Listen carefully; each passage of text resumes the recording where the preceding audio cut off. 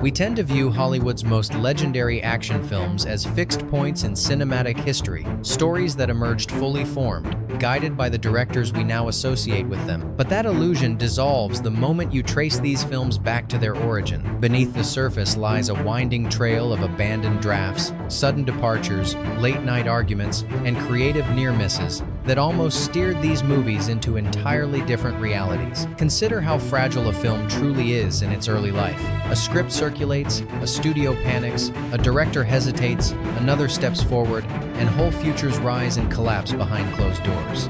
In that chaotic space, some of Hollywood's most familiar action movies were nearly handed to filmmakers whose visions would have altered their tone, their meaning, and their legacies forever. These weren't hypothetical choices. They were real possibilities, some only a signature away. Imagine Die Hard stripped of its human warmth, transformed into a violent corporate satire. Picture Speed rebuilt as a pressure cooker of eccentric monologues instead of relentless momentum. Envision Total Recall reshaped into a psychological nightmare rather than a sci-fi spectacle. And then imagine the countless versions of these films that flickered for a moment and vanished without ever reaching a single theater screen. These are the stories of crossroads, moments when directors with wildly different sensibilities hovered over films that would eventually define decades of action cinema. Some were turned away, some walked away, some were nearly chosen until the final hour, and with each decision, Hollywood quietly rewrote its own future. Tonight, we step into the shadows of those alternate timelines, exploring the films that could have looked and felt utterly different. Let's uncover 15 Hollywood action movies that were almost directed by someone else. Fact 1. Die Hard,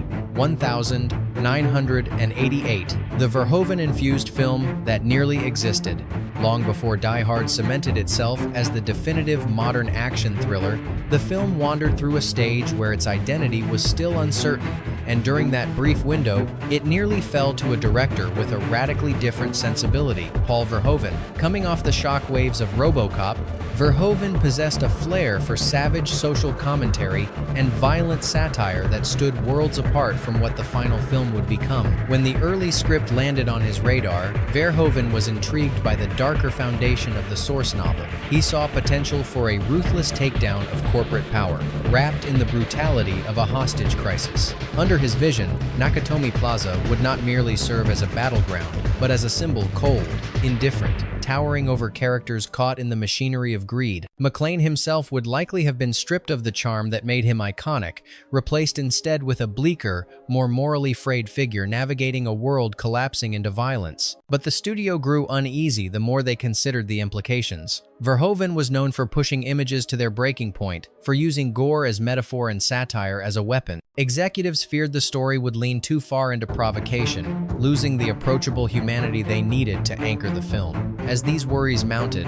Verhoeven quietly drifted away from the project. His departure redirected Die Hard toward a lighter, more charismatic interpretation under John McTiernan, where humor softened the tension and vulnerability made the hero memorable. Yet the ghost of Verhoeven's approach still lingers, a darker path the film almost took, one that would have reshaped the action genre into something far more confrontational. Fact 2. Speed, 1994, the Tarantino-driven chaos that nearly rewired the film. Before Speed tore through the 90 seconds as one of the cleanest, most adrenaline-focused thrillers ever made, the film drifted dangerously close to an entirely different orbit, Quentin Tarantino. In the early shuffle of the script, when the story was still a rough sketch of tension on wheels, Tarantino's name surfaced as a potential director. His rising momentum in independent cinema made him an irresistible but volatile candidate. Tarantino didn't see Speed the way Jan de Bont eventually executed it. He wasn't captivated by the purity of the premise or the escalating stakes of a bomb rigged to a moving bus. What caught his attention were the people trapped inside it, their fears, their quirks, their histories simmering beneath the surface. His version would have leaned heavily into character chaos, frenetic conversations, twisted humor, unexpected philosophical tangents, and violence delivered with both cruelty and irony. The studio, however, sensed danger in giving him full control. Tarantino's instinct to derail conventional structure, his love for nonlinear storytelling, and his appetite for stylized brutality made executives nervous. They feared the film would lose its clarity and mainstream appeal, transforming from a high-speed thriller into a talk-driven pressure cooker with unpredictable tonal swings. At the same time, Tarantino recognized that the script's single-track momentum left little room for the narrative layering he preferred. As both sides drifted apart, the possibility dissolved. When de Bont stepped in, he forged a streamlined film powered by constant motion, no digressions, no detours, only momentum. Had Tarantino accepted the job, Speed would have been a strange, volatile beast, equal parts thriller and chaotic character study. Instead, it became a model of simplicity and efficiency, the textbook example of pure cinematic propulsion. Fact 3. Alien 3-1992, Rennie Harlin's unborn expansion of the franchise. Before Alien 3 spiraled into one of the most troubled productions in Hollywood history, the film was briefly shaped by the bold, large-scale ambitions of Rennie Harlin. Fox, unsure how to follow the towering success of Aliens, approached Harlin during a phase when the franchise could still have turned in multiple directions. His ideas, however, stood in stark opposition to the claustrophobic despair the studio later insisted upon. Harlin wanted to expand, not contract. He envisioned a film that propelled the xenomorph mythos into new territory, a story unfolding across different environments, introducing scientific enclaves, new colonies, and a broader understanding of the creature itself. His pitch leaned toward epic sci-fi world-building, where Ripley and her enemies were pieces on a much larger cosmic board. It was the first serious attempt to evolve the franchise beyond enclosed spaces, but Fox grew increasingly resistant. Terrified of drifting too far from the tone of the previous films, executives clung to the idea that Alien should remain confined, bleak, and suffocating. Harlin's scale, his ambition, and his desire to push the story outward conflicted with their instinct to pull inward. Meetings stalled. Notes contradicted each other. Eventually, Harlin stepped away rather than anchor himself to a shrinking vision. The franchise then collapsed into the version we know, an industrial prison hellscape lacking the grand scope Harlin imagined. David Fincher inherited the chaos, but the foundation, fragmented and strangled by indecision, was already broken. Had Harlin stayed, Alien 3 might have ignited an entirely new frontier for the franchise, shifting from horror thriller to expansive science fiction. Instead, his roadmap faded, leaving behind only whispers of a universe that never had the chance to grow. Fact 4. Mission: Impossible 1996. Sidney Pollack's grounded interpretation that never took shape. Before Mission, Impossible evolved into a sleek maze of deception under Brian De Palma.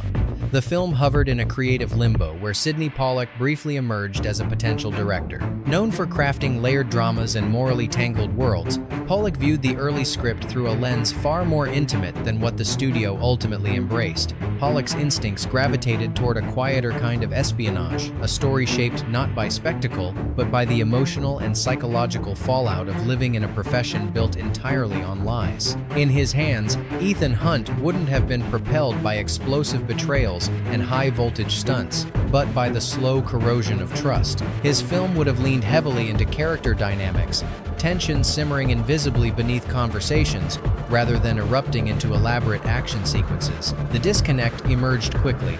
The studio sensed the franchise potential and wanted a film that could carry global momentum. Pollack's subtle approach, restrained, contemplative, suspicious of extravagance, felt too inward for the ambitious vision they were beginning to form. As drafts continued to evolve, Pollack stepped away, recognizing that his version of espionage was drifting in a different direction than the one Paramount wanted. When De Palma entered, the tonal shift was immediate. Stylized paranoia, visual bravado, and the now iconic set pieces that defined the movie. Where Pollack saw emotional collapse, De Palma saw cinematic architecture. Had Pollack stayed, Mission: Impossible might have debuted as a dramatic character study disguised as a spy film, fascinating, but lacking the explosive DNA that turned it into a global phenomenon. Fact 5.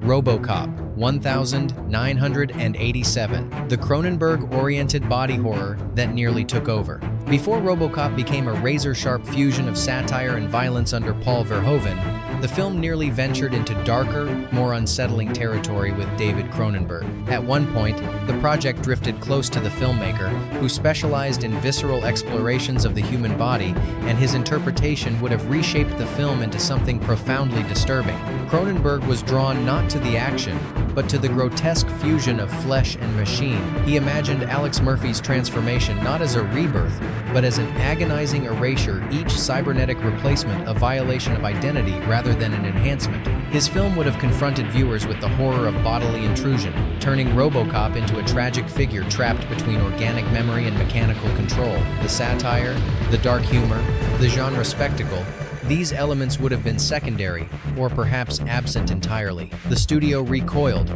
Executives began to fear the direction was veering into psychological torment rather than mainstream action. They needed a hero audiences could rally around, not a body horror tragedy meant to unsettle. As creative tension mounted, Cronenberg stepped away, leaving behind fragments of a version that never aligned with the studio's goals. Verhoeven, with his savage wit and operatic brutality, delivered something the studio recognized a violent, yet oddly uplifting commentary on corporate decay. Had Cronenberg remained, RoboCop might have played like a dissection of humanity itself, brilliant, haunting, but dramatically less accessible to the mass audience that turned it into an icon. Fact 6. Blade 2, 2002, Stephen Norrington's shadow-driven sequel that never emerged. Before Guillermo del Toro injected Blade 2 with monstrous elegance and kinetic fury, the project initially belonged to Stephen Norrington, director of the first film and early architect of the cinematic Daywalker. For a time, he explored concepts for a sequel that moved in a radically different direction from what the studio ultimately pursued. Norrington saw the second film as an opportunity to dig deeper into Blade's internal conflicts rather than expand outward with biological escalation. His vision leaned heavily into noir atmosphere, smoke-filled alleys, fractured alliances, and a vampire underworld tearing itself apart from within. The sequel he imagined was built on tension and distrust, not mutated monstrosities. He wanted a story of power struggles and fading loyalties, where Blade's isolation grew sharper with every encounter. But the studio had begun to envision something far more aggressive. They wanted creatures that pushed the boundaries of horror, visuals that felt bold and alien, and world-building that expanded the mythology with operatic flair. Norrington pushed back, concerned the evolving direction compromised the grounded tone he'd established.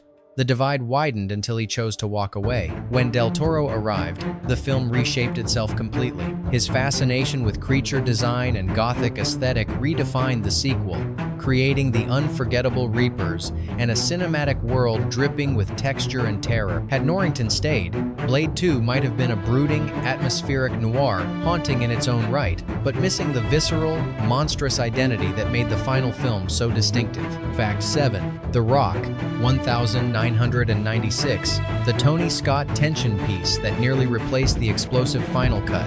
Before The Rock roared onto screens with Michael Bay's signature barrage of fireballs and swagger, the film passed through a quieter, moodier developmental phase 1, where Tony Scott briefly stood as a leading candidate to direct. Known for turning tension into atmosphere and emotion into cinematic heat, Scott saw the potential for something very different. He approached the material with an eye for humanity over spectacle.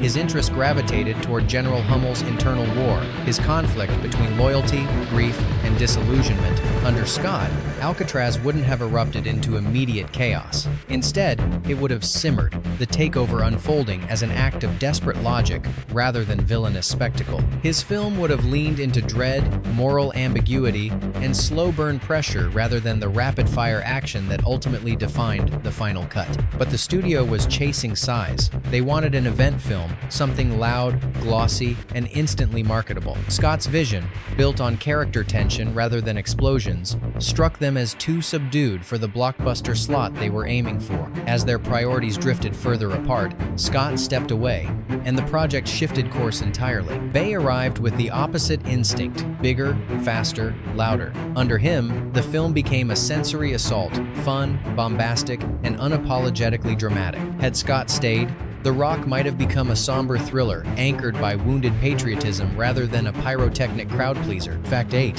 Total Recall, 1990. Cronenberg's identity spiral that the studio couldn't accept. Before Paul Verhoeven infused Total Recall with gleeful violence, muscular action, and neon-drenched rebellion, the film spent years under the patient, meticulous development of David Cronenberg. His fascination with the story lay not in its adventure elements, but in its existential fractures, its spiraling questions of identity and memory. Cronenberg rewrote the script multiple times, pushing it towards psychological horror. His version treated Quaid's journey as an unraveling, a steady collapse of certainty rather than a triumphant awakening. Mutants, technology, Mars itself, all were envisioned as extensions of psychological dread. His Mars was colder, emptier, filled with unsettling organic mechanical designs far removed from Verhoeven's pulpy, chaotic world. But Cronenberg's treatment grew increasingly incompatible with studio expectations. Executives wanted a muscular sci-fi blockbuster with broad appeal and immediate impact, especially once Schwarzenegger became attached. Cronenberg's cerebral approach, controlled, intimate, disorienting, felt commercially risky. After a long string of creative disagreements, he exited, leaving behind a blueprint too strange for the version the studio wanted. When Verhoeven arrived, the film shifted dramatically. His explosive imagination transformed Total Recall into the loud, brash, spectacle audiences now associate with the title. Had Cronenberg remained, Total Recall may have become a haunting psychological descent rather than a chaotic, unforgettable sci-fi thrill ride. Fact 9. Lethal Weapon, 1987.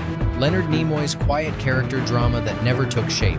Before Richard Donner electrified Lethal Weapon with raw emotion, dark humor, and volatile chemistry, the film briefly landed in the hands of a director known for a more restrained, reflective touch, Leonard Nimoy. Fresh from his directorial work on Star Trek, Nimoy was approached when the project still had no firm identity, and his reading of the script veered sharply away from what Donner later embraced. Nimoy responded deeply to the emotional pain that defined Riggs, but rather than amplify that volatility, he wanted to soften it, reshape it into something more introspective. His version would have emphasized grief, healing, and the slow formation of trust between two men, driven by very different wounds. The violence would have been reduced, the chaos tempered, the emotional arcs given more space to breathe. The studio, however, wanted impact. They wanted a buddy cop film with dangerous edges, not a contemplative drama. Nimoy's quieter instincts couldn't coexist with their desire for intensity. Recognizing the mismatch, he stepped aside before production gained momentum. Richard Donner entered with a creative philosophy closer to the script's beating heart, unpredictable energy,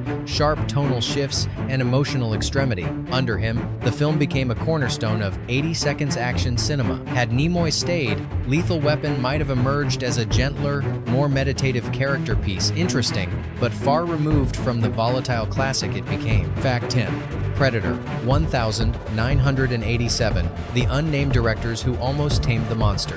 Before Predator evolved into a primal showdown shaped by John McTiernan's mastery of tension, the film nearly went in a very different, far more conventional direction. When the script first circulated, McTiernan declined it outright, unimpressed by what appeared to be a straightforward creature on the loose story without thematic muscle. That hesitation left Fox scrambling, and for a brief moment, several directors known for routine action films were considered as emergency replacements. The early drafts lacked the slow burn dread that ultimately defined the final film. These alternate candidates would have leaned heavily into loud confrontation and broad strokes, a barrage of gunfire, quick kills, and a monster rendered more as spectacle than myth. Their versions might have resembled a typical 80 seconds jungle action flick, muscular but hollow, and for a time, that path seemed frighteningly plausible. But when McTiernan revisited the material, he sensed a deeper pulse, a story that could invert the power dynamic between humans and hunter, turning the jungle into a suffocating psychological trap. He returned with a vision rooted in silence, rhythm, and menace. Fox immediately paused their conversations with the other directors, recognizing the clarity and ambition McTiernan brought. Had any of those unnamed candidates taken the helm, Predator might have faded into the catalog of forgotten creature features, explosive, noisy, and forgettable. Instead, McTiernan transformed it into a masterwork of escalating terror, where the unseen became far more frightening than the gunfire echoing through the trees. Fact 11. The Bourne Identity, 2002. Spike Lee's political dissection that never reached the screen. Before Doug Liman ushered in a new era of grounded espionage with The Bourne Identity, the studio briefly entertained a bold, unconventional choice. Spike Lee, known for confronting uncomfortable truths and injecting socio-political depth into every frame, Lee approached the screenplay not as an action thriller, but as an indictment of institutions that weaponize human beings. Bourne, to Lee, wasn't merely a man searching for his identity. He was the byproduct of a system that consumed its own operatives and discarded them when they became inconvenient. Lee's interpretation emphasized trauma, accountability, and the moral rot beneath covert operations. His film would have been colder, sharper, and more accusatory, less about evasive movement and more about the crushing weight of a life built on violence. Universal recoiled from the implications. They needed a commercially viable franchise, not a political grenade. Lee's ideas, though compelling, were considered too risky, too polarizing, too far from the sleek tone they envisioned. As conversations deepened, both sides recognized the divide was impossible to bridge. Lee stepped away, and the studio pivoted. Doug Liman's take, with its intimacy, realism, and understated tension, became the foundation for a global franchise. His restraint, his quiet style, and his focus on physical authenticity shaped a template that modern spy cinema would follow for years. Had Lee remained, The Bourne Identity might have been one of the most confrontational action films of its time. Brilliant, bold, and deeply divisive. Fact 12. Face divided by off. 1997. Rob Cohen's cooler, clinical identity thriller that never materialized. Before John Woo exploded, Face divided by off into a grand opera of violence and duality, the film could have taken a radically different shape under Rob Cohen. In its earliest conceptual stage, before the film's tone crystallized, Cohen saw potential in the premise, but not as a balletic action epic. He viewed it as a psychological beast. Cohen's interpretation focused on the terror of identity theft, the invasive horror of having one's life, voice, and appearance forcibly overwritten. His film would have been colder and more methodical, driven by paranoia rather than operatic emotion. The face switch would have been framed as a violation, not a transformation, and the narrative would have spiraled into a cerebral struggle between two men grappling with the slow erosion of their humanity. But the studio saw a different future. They wanted spectacle, heightened emotion, stylized gunfights, and a director who could turn the premise into a visual storm.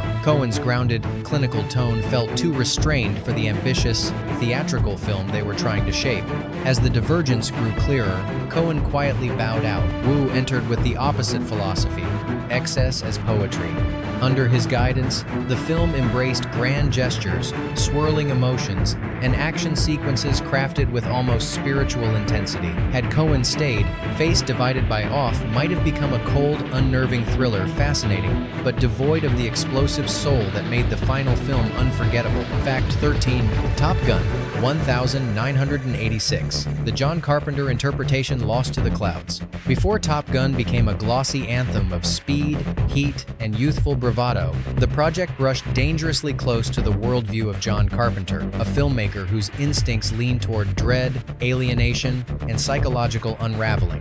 Early in development, when the tone was still unformed, Carpenter briefly emerged as a candidate, and for a moment, Top Gun hovered on the edge of becoming something far moodier. Carpenter approached the concept not as a celebration of aviation, but as a story about the crushing interior world of pilots, men forced to fly beyond their limits, living on a razor's edge between thrill and annihilation. In his hands, the film would have shed its patriotic sheen. Maverick would not have been the charismatic daredevil audiences embraced. Instead, he would have been a troubled figure haunted by the silence between missions, the weight of loss, and the emotional toll of chasing perfection in a world that demanded flawless composure. But Carpenter's stark, unsettling sensibility clashed instantly with the U.S. Navy's cooperation requirements and Paramount's desire for something aspirational.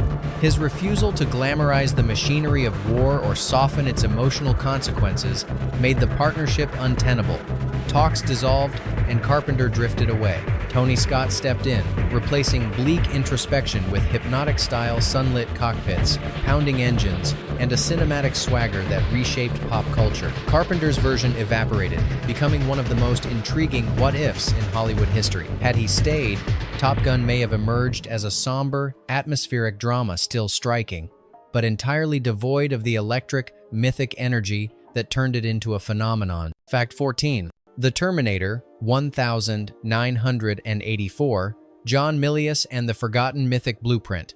Before James Cameron carved the Terminator into a relentless nightmare of survival and inevitability, the earliest echoes of the project briefly brushed against John Milius, storyteller of warriors, destinies, and battles carved into legend. In its embryonic stage, when the concept was still forming, Milius's presence brought with it the possibility of a radically different film. Milius didn't see the story as a lean chase thriller. His imagination expanded instantly, transforming the conflict into a grand, mythic struggle. The Terminator would have been less of a cold machine and more of a symbolic force, an unrelenting embodiment of future war crashing into the present. The narrative would have spanned wider terrain, infused with sweeping fatalism, prophetic undertones, and the weight of ancient storytelling traditions. But the budget and the studio's expectations collapsed those ambitions almost immediately.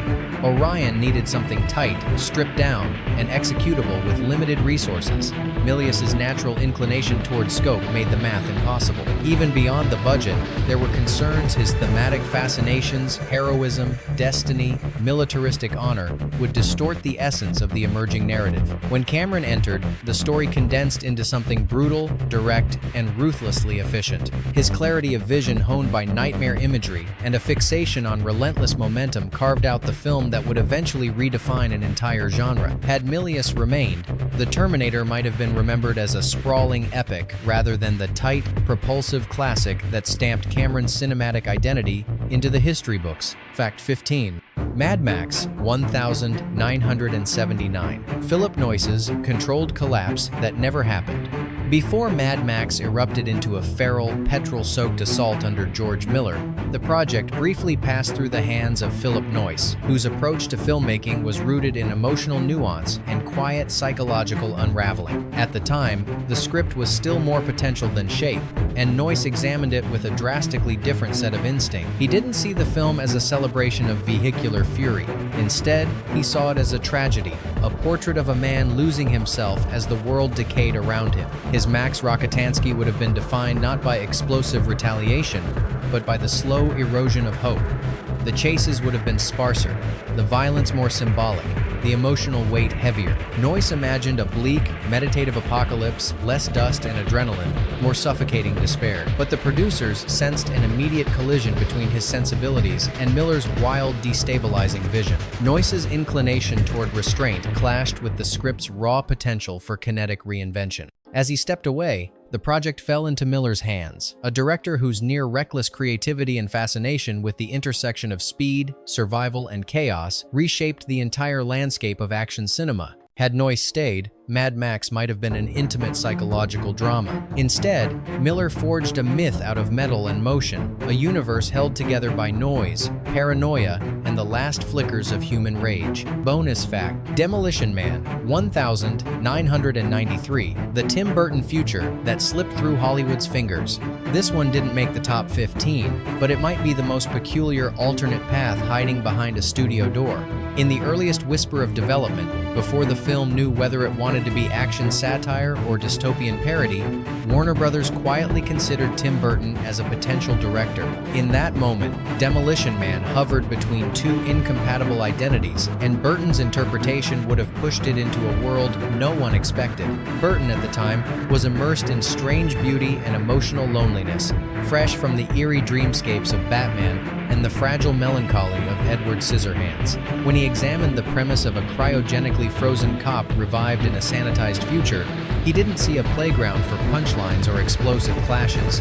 He saw a society polished into something unnervingly artificial, a world where peace meant conformity, where individuality had been erased beneath pastel perfection and clinical order. In Burton's hands, the story would have unfolded like a surreal fable. Stallone's character would have been a ghost wandering through a sterile utopia, unable to connect with a civilization terrified of its own emotion. The villain would not have been a madman unleashed into a harmless society, but a symbol of everything the future tried and failed to suppress. It would have been haunting, eccentric, and tonally unlike anything in the action landscape. But the studio grew uneasy.